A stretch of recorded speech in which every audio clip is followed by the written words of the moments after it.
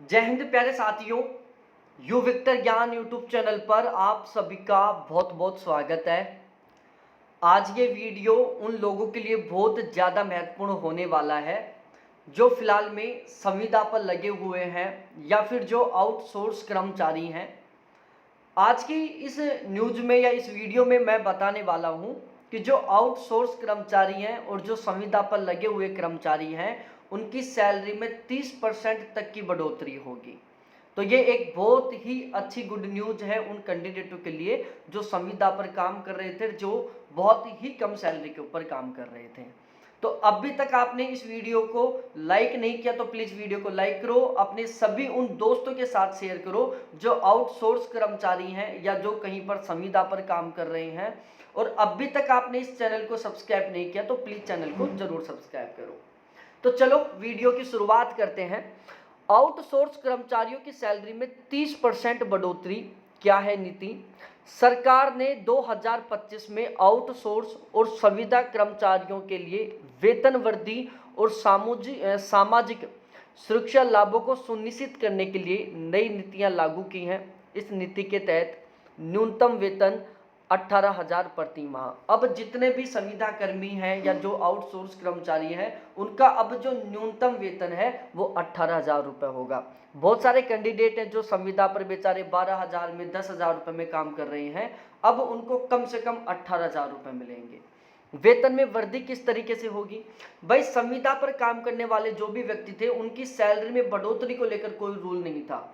बहुत सारे ऐसे कैंडिडेट हैं जो पिछले 4-5 साल से 12,000 रुपये में काम कर रहे हैं, उनकी सैलरी में किसी तरीके से कोई बढ़ोतरी नहीं हो रही थी। अब जितने भी संविदा कर्मचारी हैं उनकी सैलरी में बढ़ोतरी होगी और ये जो बढ़ोतरी है वो 15% से लेकर 30% के बीच में होगी। अब कितनी बढ़ोतरी होगी ये डिपेंड करेगी दो चीज़ों के ऊपर। पहला एक्सपीरियंस के ऊपर, दूसरा प्रदर्शन के ऊपर।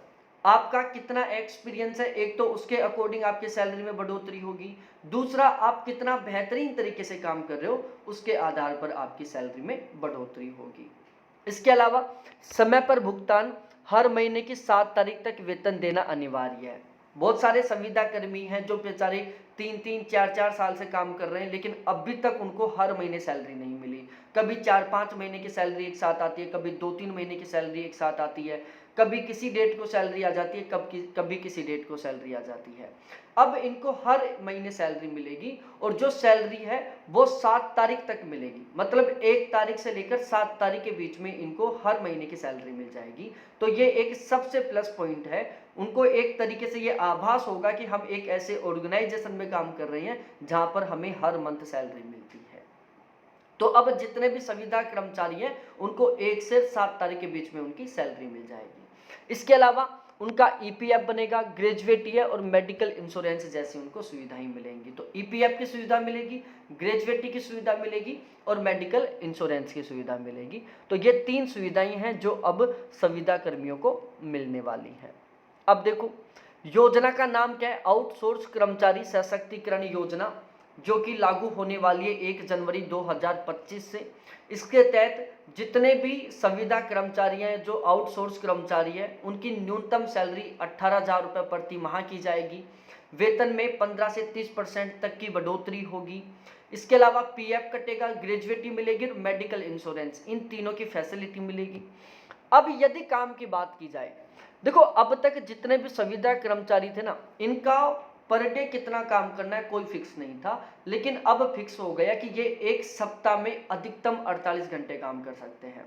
यदि किसी भी संविदा कर्मचारी को एक सप्ताह में 48 घंटे से ज़्यादा काम करवाया जाता है तो फिर उसको क्या मिलेगा? ओवर ड्यूटी अलाउंस मिलेगा या ओवर टाइम का अलाउंस मिलेगा। ठीक है।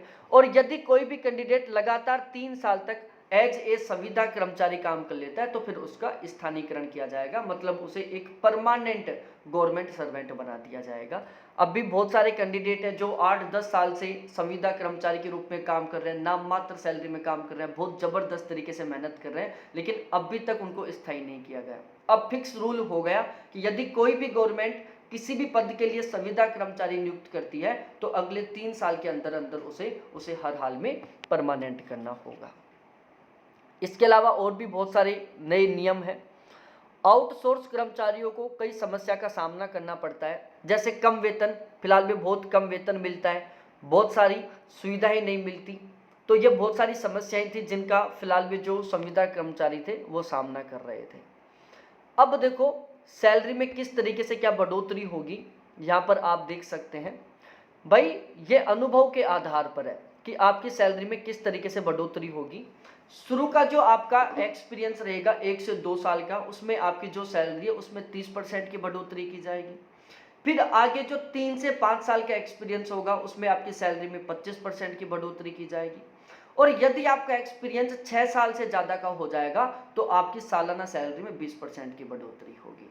ठीक है, तो शुरू के 2 साल में सैलरी की जो बढ़ोतरी हो 30% के अकॉर्डिंग, फिर 3 साल से लेकर 5 साल के बीच में आपकी सैलरी में बढ़ोतरी होगी 25% के अकॉर्डिंग, और जब आपका एक्सपीरियंस 6 साल से ज़्यादा का हो जाएगा तो आपकी सैलरी में सालाना 20% तक की बढ़ोतरी होगी। बाकी डिपेंड करेगा आपके वर्किंग एक्सपीरियंस के ऊपर और वर्किंग परफॉर्मेंस के ऊपर।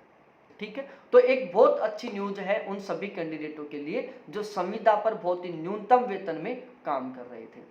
अभी तक भी आपने इस वीडियो को लाइक नहीं किया तो प्लीज वीडियो को लाइक करो, दोस्तों के साथ शेयर करो, चैनल को जरूर सब्सक्राइब करो। बहुत बहुत धन्यवाद आपको देखने के लिए। थैंक्स बाय मेरे प्यारे साथियों।